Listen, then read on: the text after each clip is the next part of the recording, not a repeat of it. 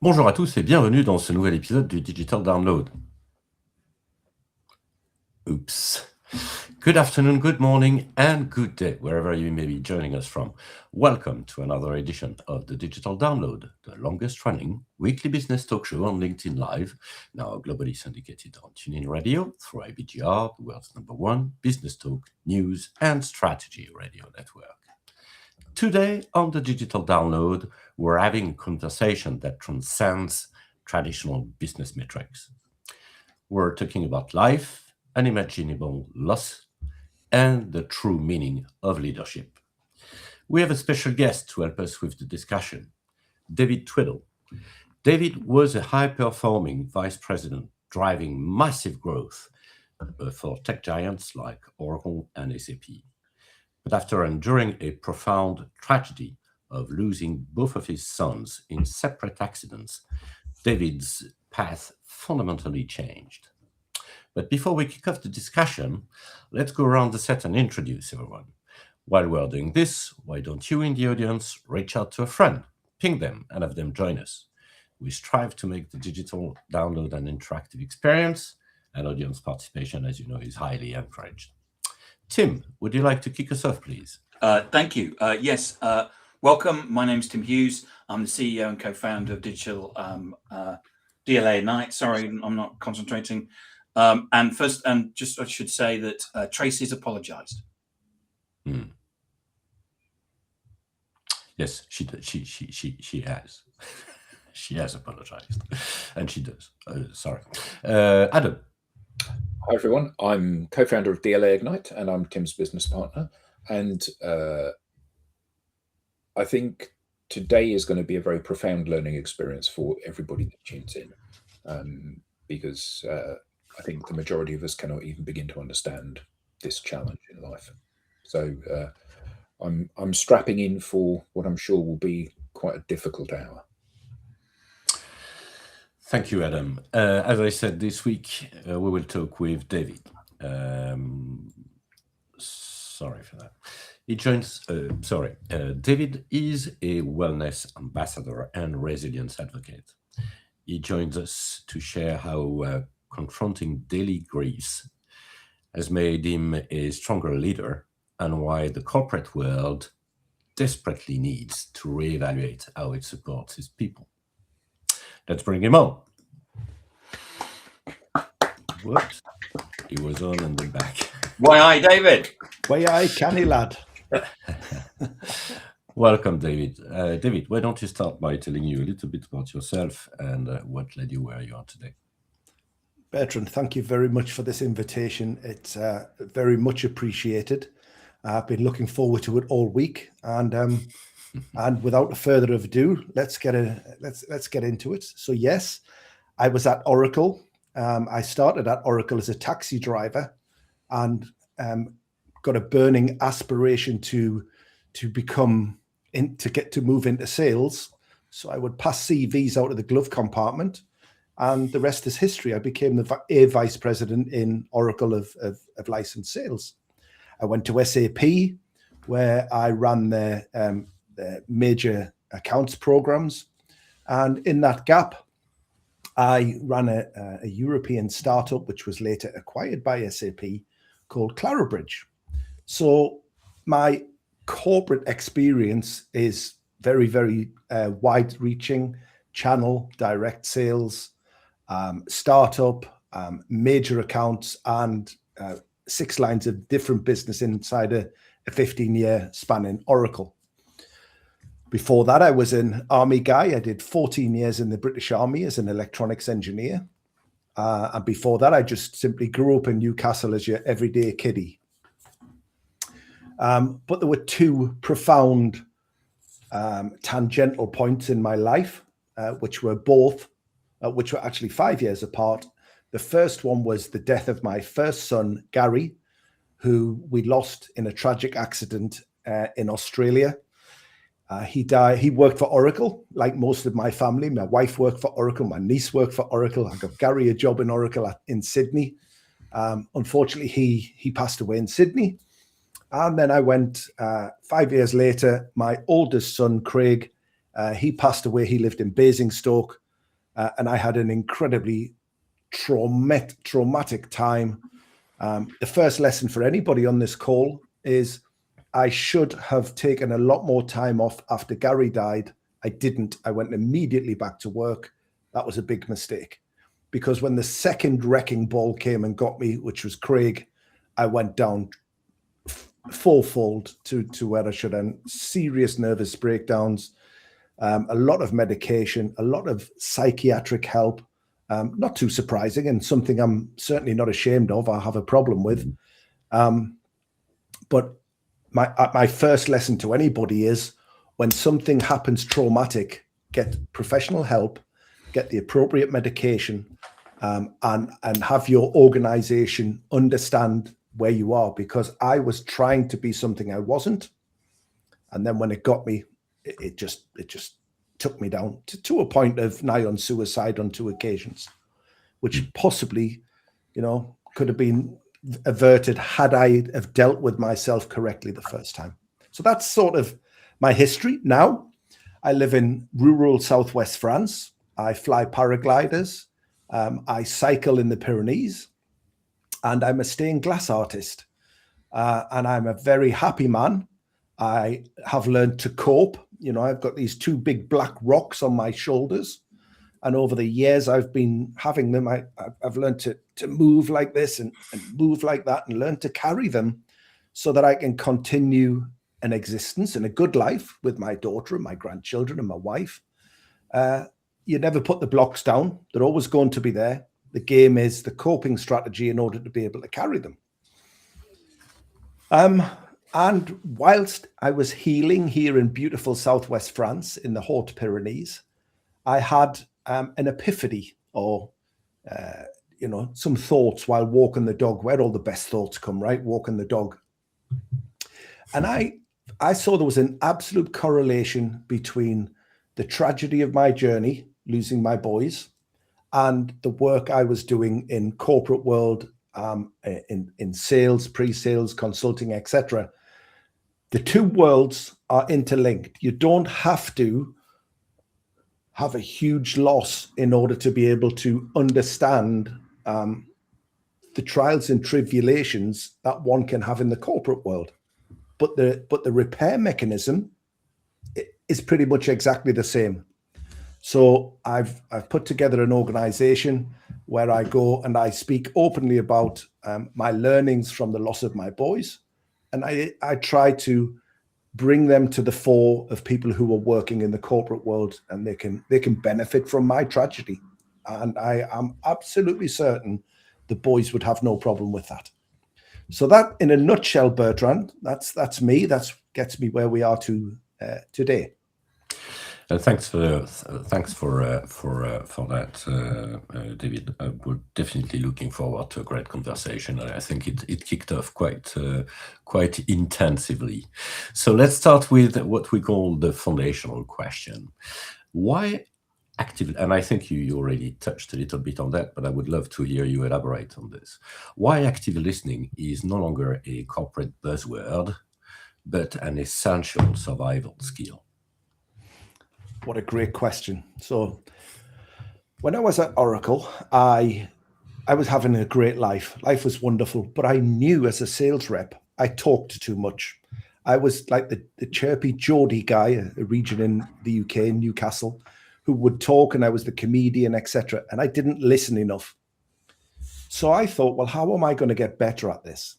And I joined a charitable organization called the Samaritans, where I would be the last person somebody was going to speak to when they were in a suicidal situation. And I went there selfishly to learn to listen. But actually, once I got involved in the charity, I really started to understand how important it was that we listen as human beings. So I think before I answer the question, I think we need to define what active listening is, because everybody thinks that they actively listen. And I use 3 statements. If somebody's talking, if I'm talking now and people are hearing what I'm saying, they might be moving things around in the house or making a cup of tea or doing something, but they're hearing David speak. That's not active listening. Then you get somebody who is listening to David speak. And people will listen to David speak, but they will tap away on their laptop or maybe be sending a text or doing something on the periphery. That's just listening. Active listening is absolutely 100% engaging totally with every sense that we have with the person we are communicating with. And active listening is no longer a buzzword, but is a critical tool in our armory, because we've all got active listening capability. Because if we do not actively listen, then we can't possibly help and understand the person we're trying to be in a communication with. And active listening also doesn't just mean with my ears. It means with my eyes and my hands and my facial expressions. And if I'm sending a text, so when I was at the Samaritans and I was dealing with somebody who was in a suicidal situation and they were going to jump from a bridge, or it was a young kid sending me a text, they only got 5 A stars and the dad wanted 6 A stars, so they were going to kill themselves. Every single sense I had to be in that conversation. So you hear people say, as a Samaritan, I would talk somebody out of a suicidal situation. That doesn't happen. What you do is you listen them out of a suicidal situation.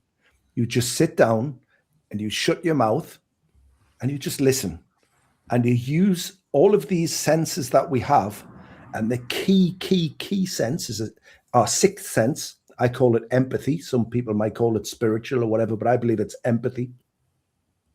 And you engage with that. And once you develop that relationship between communicating and listening, then, people would come off the bridge, people would come off the ceiling, people would put the tablets down. Now, if we can apply the same principles in our corporate world, I mean, how many times have we sat in the boardroom while somebody's presenting and we're tapping away on a keyboard? We're just not, we're sending a message. I'm not really listening to you. What I'm doing here is more important than what you're going to try and tell me. So there's a fine line as well. You come back a little bit. You cannot possibly go into a 1 hour meeting and actively listen for 1 hour. They'd have to carry you out on a gurney. You would be exhausted. You'd be totally shotted. So it's finding that line. Occasionally you're listening, occasionally you're actively listening, but you need to work in the two to show that person that you are engaged. And obviously, if we are engaged and we're engaged properly, again, I'll go back to when I'm talking somebody off a bridge. If somebody's telling me their problems and I start texting, the local football results, there's no way I can help that person in reality. Well, it's exactly the same in the office, right? If somebody comes to us with some business needs, or somebody comes to us with a challenge that they have personally, and they need the corporation to know, we need to be engaged. So actively listening is certainly not an option. It's certainly not a full-time 8-hour thing because you couldn't do it. But we need to be really cognizant of the fact that if we can show the people that we're communicating with that we are truly engaged, then we will both achieve our objectives much faster and much more successfully. Any comments, gents? Any questions for David? Yeah, I totally get that. And I think thinking back to what you said during your introduction about you, how valuable has the move from the UK and the corporate world to a simpler life, paragliding and cycling and walking the dog in the Pyrenees, how pivotal has that been in order for you to process these challenges that you've had, and also for you to kind of heal after those? A great question, Adam. Without making that move, I would probably be dead now. I think I'd definitely be at the bottom of a barrel or a bottle somewhere, without a question. Again, in order to be able for us to make a transformation, you need to change a lot of things around you. I needed, I went straight back to work after Gary died, back to Oracle as the vice president of commercial sales. And I'd been there for 14 years. Yet every time I walked through that door, people were jumping on a telephone or diving for cover or getting a coffee or instantly, funnily enough, being busy, and it was like I was walking into my family, but nobody knew what to say. Nobody knew how to deal with me. Nobody knew. People were frightened of trying to help me. So when I came to France and I was the guy that couldn't speak a word of French in our town, my life restarted. So my healing process was immediate. I didn't heal immediately, but I very quickly learned I didn't have to be the person who's lost his sons. I didn't have to be worried about the press climbing into my back garden as they used to do. I didn't have to worry about people's, you can see it in their faces, when they're talking to me. Do I say it or don't I say it? Or should I know that his sons are dead or not? And all of those things. So here, it never happened. So I got a beautiful isolation to be able to reconcile myself, to work out my coping strategy for these two big rocks on my shoulders. And it was through that coping and recuperation that I got the assimilation of actually the people in the workplace are suffering the same as I was suffering here. There's a correlation. And that was when I started to put it together. So it's been priceless. The people have been incredible. And the silence, for me, it's helped. Maybe for some other people, Adam, maybe it wouldn't help them. Maybe they would go nuts if they lived where I live, in the middle of nowhere, literally. But it helped me hugely. So it's, I totally understand that because I live in a very rural place. Although my reason for moving here was not obviously the same as yours. But you've kind of, you've put together this plan for people to understand their lives in the corporate world. And how, because I guess we're all kind of a product of our environment. So you go into the office every day and it's the same stuff every day and it's the same people every day and they all know you, and these challenges that we're facing, like you said, people don't know whether or not they should mention it or they shouldn't, and where are the landmines that they might tread on, and all of this kind of thing.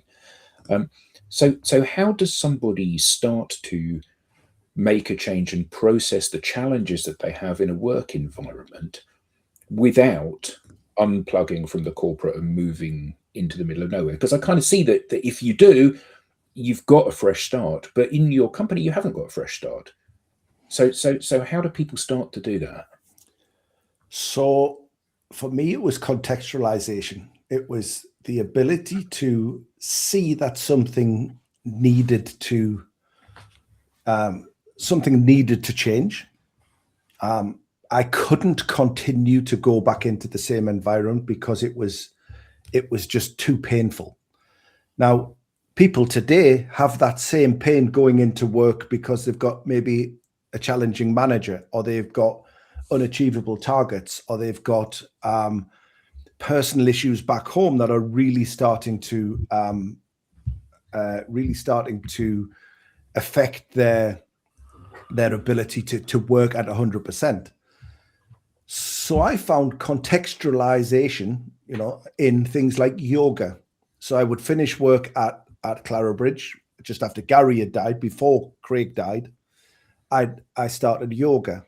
I lived in Waterloo, so I never saw a tree. I just saw, just it was ridiculous.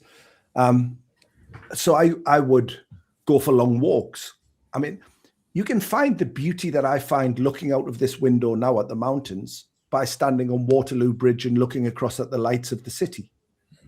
It's where you find that peace. But once you find that peace and you contextualize the challenge that you've got, it's never a competition. People always say, "Oh, Dave, I'm so sorry that you've lost both your sons. I've got an issue, it's not as bad as yours, David." Well, that's not true, because it is as bad as mine, because everybody reacts the same. Fight, flight, or freeze, right? That's the first thing. We flood with adrenaline and then we get cortisol, right? So that's the physical side done. Somebody who has, I don't know, broken a leg and can't play football anymore, I can make a comparison between that and losing 2 sons. It's not a competition. So if you can find the right place to be able to try and heal, as I say, in a yoga studio or on Waterloo Bridge or wherever, and that could have been at the bottom of a bottle for me. And that's really important. That was that close to being at the bottom of a bottle. That's how we do it. We don't need to be in Southwest rural France. You just need to be in your head, and you need to be surrounded by incredible people. My wife, my daughter, my friends, without those people, God knows where I'd have been. God knows. So yeah, it's not one place on the planet. It's just an environment that you can build, and you can build that environment in the office. David, I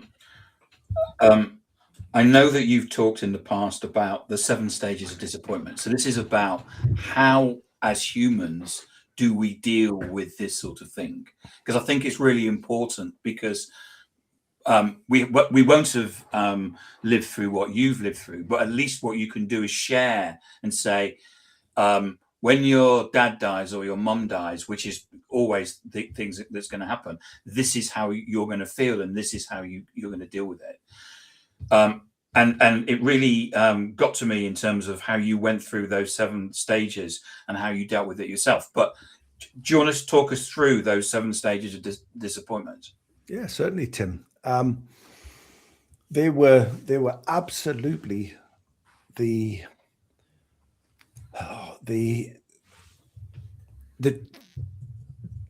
map to getting well. But as I was going through them, I wasn't aware I was going through them, because I wasn't aware of them. I've only become aware of them later on as I've studied what my journey was.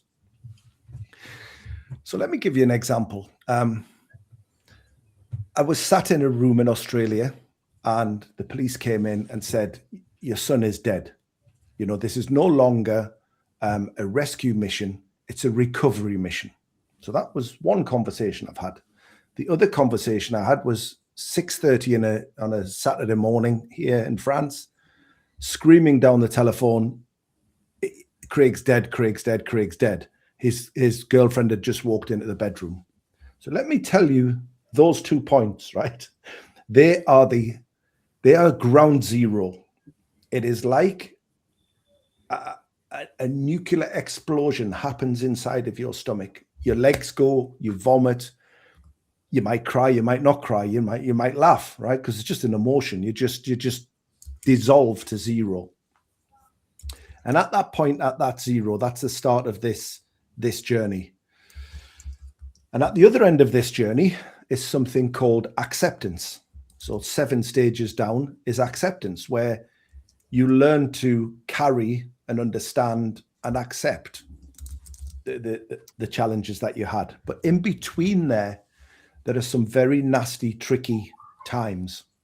The first thing is anger, right? Now, this could be a deal. It doesn't have to be David losing his kids. It could be somebody losing a deal at work, or it could be somebody not getting promoted, or it could be somebody getting made redundant. But this is the journey you'll go down, and it's not linear. It's not sequential. You'll go out and back in and out and back in at various bits. So the nuclear explosion happens. And I tell people, just imagine that your whole world has just flattened, and you are stood in the center of Hiroshima, for example, and there are small fires all over the place. And there are people beside those fires who are in shock and who have got problems and who don't know what to do because of what happened at my ground zero. So, for example, that might be my wife, my daughter, Craig's mum, Craig's friends, etc. Right? And all the time you're there, the first thing you've got to do is get away from that ground zero, move. get out of there. But so many people dwell. So many people stay in that little space and, you know, build a little shrine and stay with the little shrine and send heavenly birthdays on Facebook 16 years after somebody's died. You know, no. Move. Now, when you move, you might be considered to be quite a heartless, ruthless person because I've got to get out of there. But that's fine. And you can get out of there, but you don't have to stop at every fire and help everybody else and take their pain and try and carry them. What I learned, first lesson, hand out fire extinguishers. Okay. I went to the doctors. I went to the psychiatrist. I found places of peace. I did a lot of things. I did a lot of things off my own back, and I had to not try and heal everybody else that was in my world who had their own little fire. So give them a fire extinguisher and walk off, right? Because the faster you can get out of that ground zero, that shock, the better. Because once you go from shock, you go to anger. So in anger, I learned to cry while driving. I'll never forget that. Clocks by, I think it was Snow Patrol. One song still makes me cry now. And I remember driving and just in floods of tears, right? Anger. And I'm effing and blinding and seeing and being in every single expletive you can think of. And it's okay, right? Get it out. Get it out. There's none of this stiff upper lip stuff. We are bursting with adrenaline. Our body's trying to counteract that with cortisol. The human natural reaction is we have to neutralize this. So let's get that anger out. Now, going back to Adam's point, right? Maybe that anger is walking the dogs around the forest in the Pyrenees, or maybe that anger is join a boxing club. Whatever it is, it doesn't matter. But just find the place to be able to do that. And yes, you probably won't go back to shock, but you'll have a few tricks. And then the next one, you'll start bargaining or denial. It depends in which order, right? Let's talk about bargaining. No, we'll come back to denial because I hate denial. Start bargaining, right? And bargaining is the would have, should have, could have. Do you know what? If I hadn't got Gary that job in Australia, in Oracle, he wouldn't have died. So that's my fault. It's on me that he is dead. And I'll come back to that. That's part of PTSD. So you'll start bargaining. Oh, find Gary's body and take my body. You'll do all of this. In the corporate world, it's would have, should have, could have. Oh, if the approvals process wasn't so difficult, my deal would have got through much faster and I would have booked it this quarter and next quarter. Or if the pre-sales team had stepped up and did their job and didn't screw the demo up, then that would have been better. Or, oh God, if the partner hadn't stepped in and tried to take more margin, it's just shoulda, woulda, coulda. Oh, I should have done this and that. Do you know what? I could have spoke to a higher person in the organization and all of those things, right? Well, that's exactly what I was going through. It's exactly the same, right? I woulda, shoulda, coulda. I still today wish I didn't get him a job in Oracle. The reality is everybody on the other side of that camera is going, David, that's not what it was. But David thinks it is because it's his dad, right? It's just the way it is. So woulda, shoulda, coulda. Let's get that out the way. So we've had some shock. We've been angry. We've woulda, shoulda, coulda. Then we go into denial, right? We get into denial, and that is where the real problems start to happen. Now, I'll talk about denial in my world, and then I'll talk about denial in the corporate world. So denial in my world was, we didn't find Gary's body for 7 weeks, right? He was lost in the outback, didn't know where his body was. We had no idea whether we were going to find it. And at one stage, I had to leave Australia not knowing what the hell had come of my son. Was he eaten by dingoes? Was he crawling around with 2 broken legs? We didn't know. And that's when denial comes in, because you're like, no, it's going to be okay. It's going to be fine, And I'll give you one word about denial in the corporate world: forecast. How many times have I lied on a forecast, right? I'm in denial. I know the deal's not going to happen, but I'm going to tell my boss it's going to happen. I'm in denial. I'm in denial when they're saying, you've got to get on an aeroplane. You've got to go back to the UK. You can't stay here. And, oh, no, give me another day. I'll find him. denial is the killer, and denial is quite often focused around ego, right? Because what we don't want to do is we don't want to damage our ego and our prowess in the office, right? If I go into the office and say, you know what, lads, I've screwed this deal up. I didn't talk to the right person and I think I've lost this deal. What's actually bothered is my ego, right? So I'll go into denial. Oh yeah, I think give me another week and I'll get that deal and I'll put it on upside. I might drop it from commit to upside, but we'll get that deal.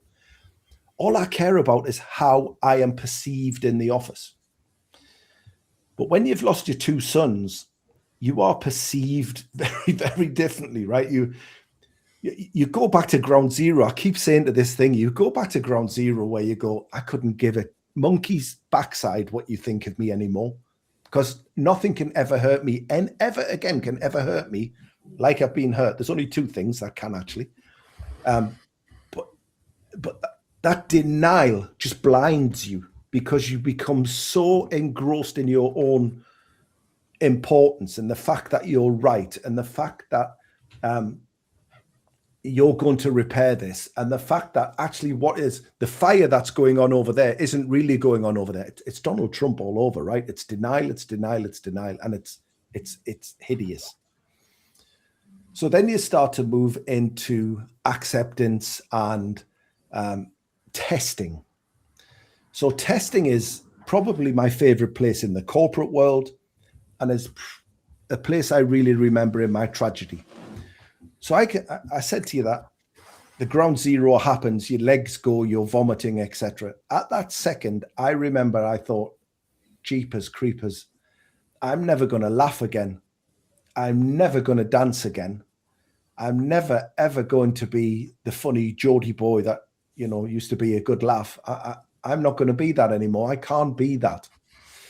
Well, you're going into this testing phase, right, where you start putting these big rocks on your shoulder, this coping mechanism, and you're trying to learn to balance them and you work them. And do you know what? My wife took me to a theatre show and I laughed. And honestly, I shocked myself. I was like, shit, I can still laugh.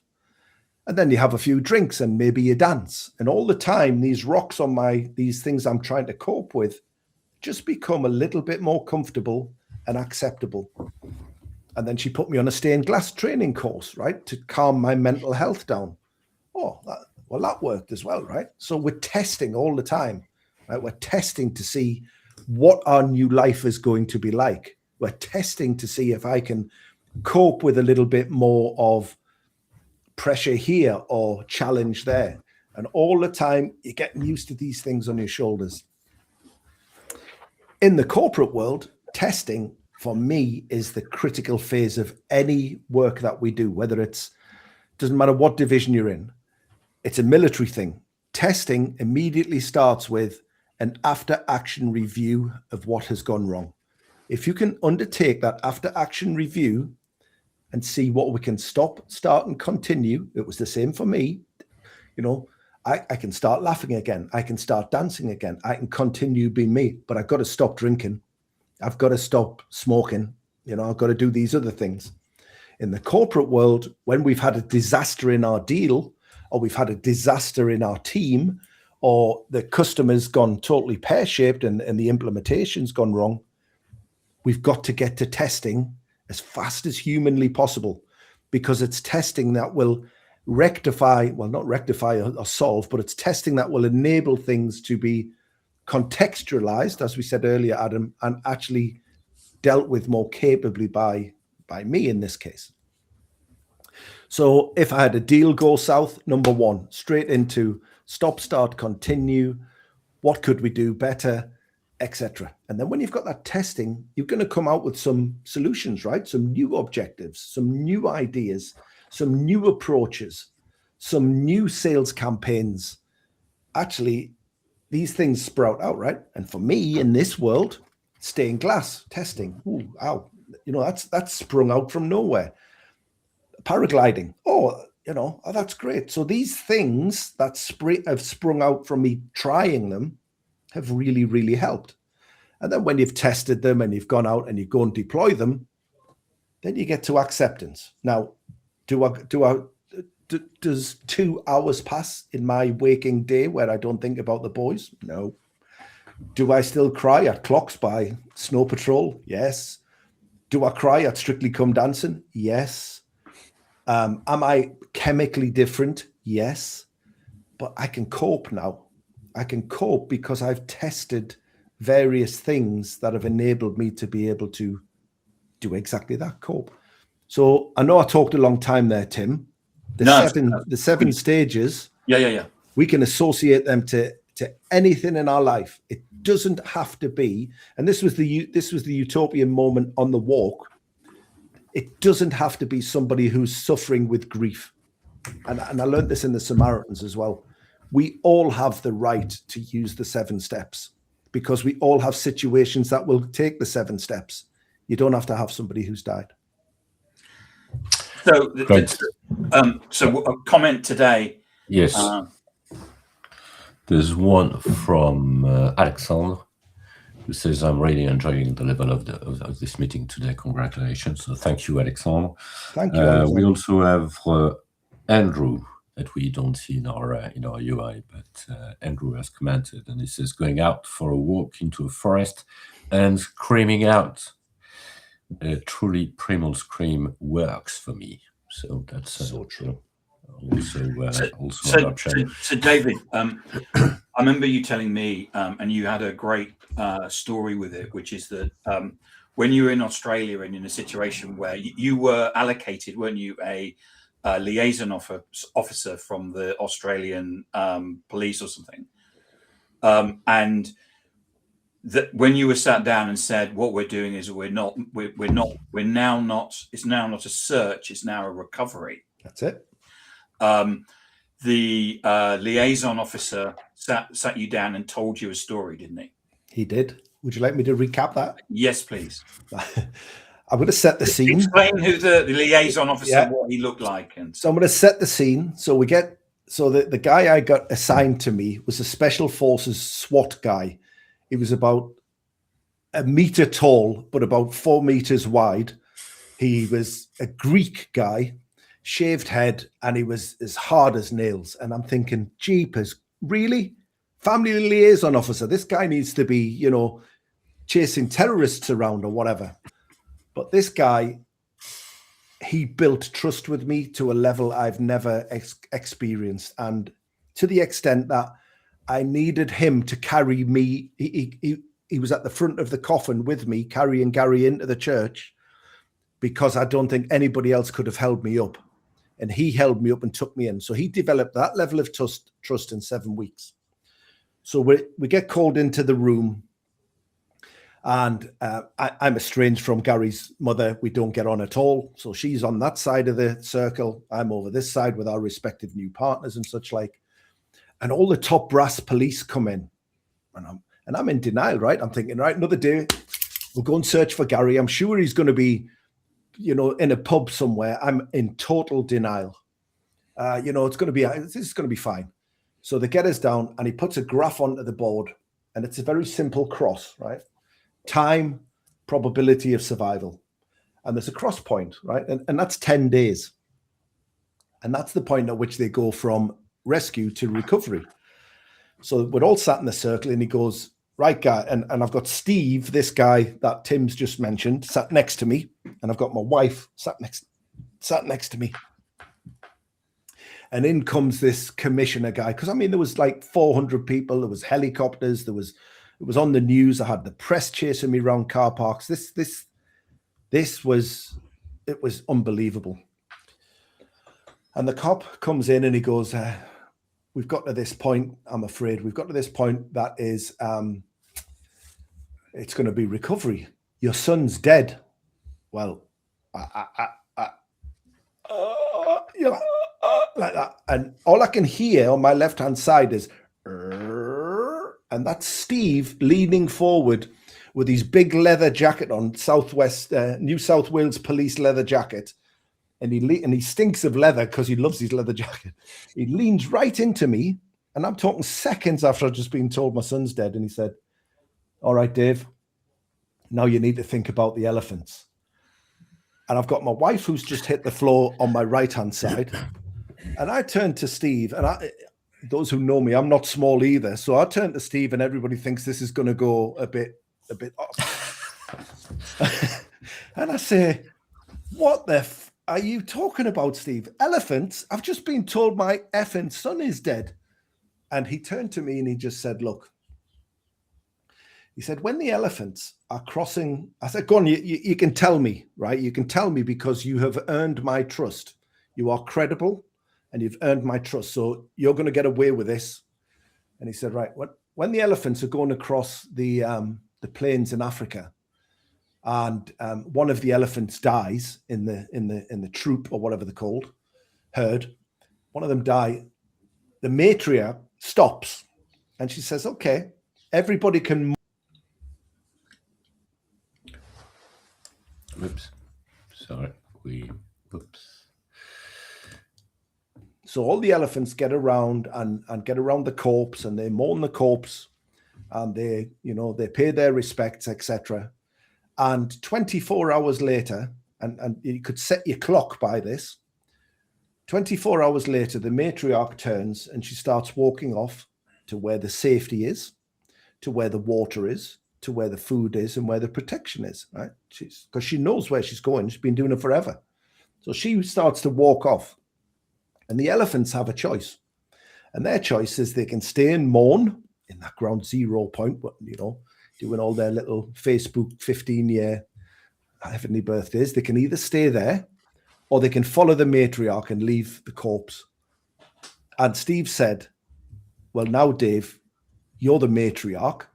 Your elephants know what they have to do. That was my daughter, my wife, and the rest of my family. And you've got to set off now, and you've got to go and lead this herd. So go in the right direction, take the right people, and your life will be okay. And he was so right. It was unbelievable. And somebody gave me this picture. Don't know if you can see it, but that's a little row of elephants. Yeah. It was hanging in their house. A guy called John Paul, who was at Oracle. And he just, one day I opened my post, and that picture was just hand signed by the artist. And John Paul just put a note in there and he said, this picture belongs in your house, not mine. And I thought, wow. And that's why it sits there. Again, I'm going to say this back to the corporate world, right? If we can get behind the right people, heading in the right direction, with all under the common message of getting to the objective, we'll be successful. And that's all I tried to do by being the elephant for my family. So Steve got away with that one, and it was much appreciated by me. Mm. Thanks, David. Great story. Yeah. Wow. Yeah, that's a great story, and I'm just trying to. I just love the 7 steps and the way you are articulating similarities, or I would say analogy, between what you've been through, which is kind of crazy because there's such a gap between what you've been through and what happens in the corporate world. But so when it comes to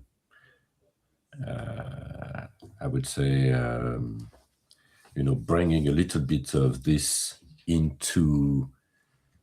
of these lessons learned into the corporate world, how do you approach this with your with the companies you're consulting with? Okay. So I think there are 2 big experiences. One is what we've talked about with the boys, but the other experience for me was the years I spent in the Samaritans talking to people on the cusp of suicide and trying to help them make a better life decision as opposed to a death decision.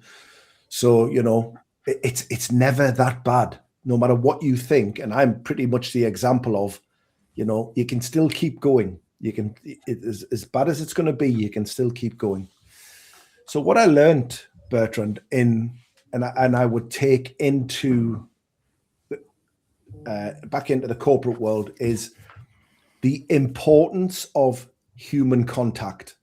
So empathy, the development of trust, being able to find that space in the work community where you feel safe to have an opinion, where people aren't trying to beat you down with their ego. And these are all things I did, right? I'm no angel, right?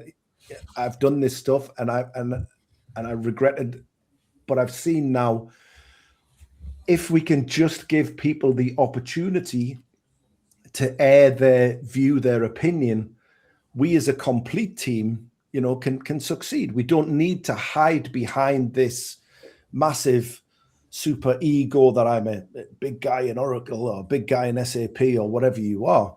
You're just a human, right, with kids, and we all have something to contribute.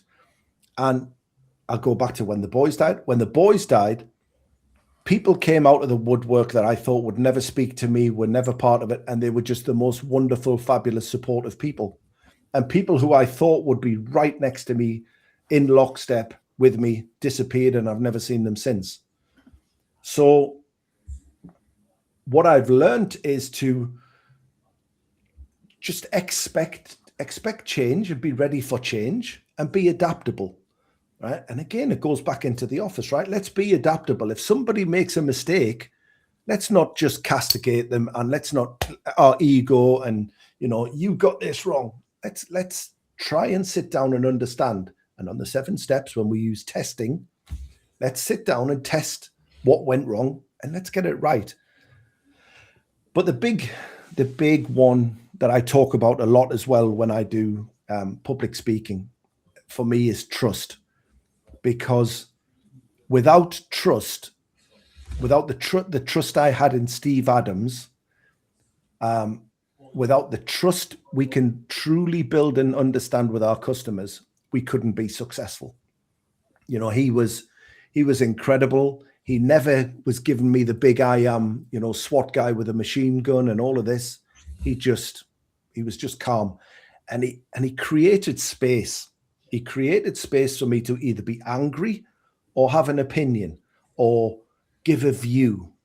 And if we can do more of that in the office instead of trying to overtalk each other and be the big person, I think we can all be much more successful. And that's all I've learned, really. It's the human things we need to. And I think I've learned that in France as well, Bertrand, your beautiful country. I think, people here, if I drove a Bentley down this road, I would be ridiculed. There's no ego here. Nobody cares what watch I wear or what car I drive, or they just care what my contribution to society is here, to make sure the person next door, when the power cut happens, has got some, is looked after. That's all they care about. And rugby, quite a lot of rugby. If we can take a little bit of that into the office and not be afraid that it's going to be looked upon as weakness, I think we'll be in a great place, because people fear empathy, people fear feelings as weakness, and therefore we can't be showing that. When actually, do you know what? If you can just open up and let it flow, we'll all succeed. And that's an opinion, not a fact. For me, the biggest learning and the most powerful thing that you said was that it's not a competition. So, you have gone through a very extreme example of loss and challenge and tragedy in your life. And because that's more extreme than me missing my quota by 10%, it doesn't invalidate the fact that I'm still facing a challenge, and how I process that challenge will be at a lower and a less fundamental level than you, but I'll still have to process it basically in a similar kind of way. Physically and mentally. Yeah. And I think that one of the things that we, because we get so much news bombarding us every day in the world, no matter how bad your situation is, there's always somebody that's worse than you. But it doesn't change the fact that you're still hurting, and you're still stressed, and you're still worried, and you're still upset, and you're still, got these challenges in your life. And I think that that's an incredibly important lesson for everybody, really, isn't it? It is. It's a really important lesson. Let me give you a little example. after Gary had passed, my wife and I both worked in Oracle. People were coming up and I'm really sorry, etc. Anyway, she went away for a coffee. She came back to the desk and there was a packet of effervescent vitamin C placed on her laptop, just on the side of the keyboard. And she's looking around the office and everybody's still hiding from Michelle and I at this time, but she looks around the office and a lady comes over and she says, "That's what you need. You need vitamin C. That's really going to help." Now, it's not a competition, right? Vitamin C might have been the right thing, but I think that was one of the kindest things that anybody did throughout this whole trauma, because it enabled them to be able to come to us and say, "I really want to help, but I've got no bloody idea what to do or say. But here's an indication of what I possibly think." And it was so kind to them. But if I'd have said to most people, somebody came up with a load of vitamin C, they'd go, "You're kidding me. What, bloody ridiculous." It isn't. It's not a competition. Mm. It's not a competition. Yeah. Well, right, David, I think that was one of the most inspirational episode of the digital download that we ever had. So thank you so much for that. This has been really great. So where can we learn more and where can we find you, David? Well, probably the best landing site for me is at LinkedIn, which is David Tweddle. That's the easiest one.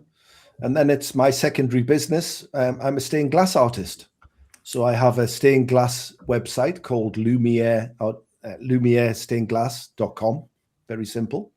And I also have a consultants agency, which is just me, where I go and publicly speak like this to try and help people develop trust, be more empathetic, and listen better in the working environment. So A, they will be more mentally healthier, and B, the organizations can be more successful. So that's lumiereconsulting.io. No website, just an email address. The best website is my stained glass website. And email is very simple. It's all on there. And I'm on all of the usual LinkedIns, etc. And obviously it will be part of our newsletter as well. Yeah. John said, "Thank you for sharing, David." And I can only add to this. Yeah. That was really great. Thank you so much. Anything about this show and the upcoming shows, you can find on our newsletter. And I apologize for this because this is right in front of you, David. But if you can flash the QR code on screen or visit us at digitaldownload.live/newsletter. David, on behalf of the team and to our audience, thank you so much. And, thank you, Petra. We'll see everybody next time around next Friday. Thank you so much. Thank you. Bye-bye. Thanks, everybody. Thanks, David. Brilliant as usual. Thank you.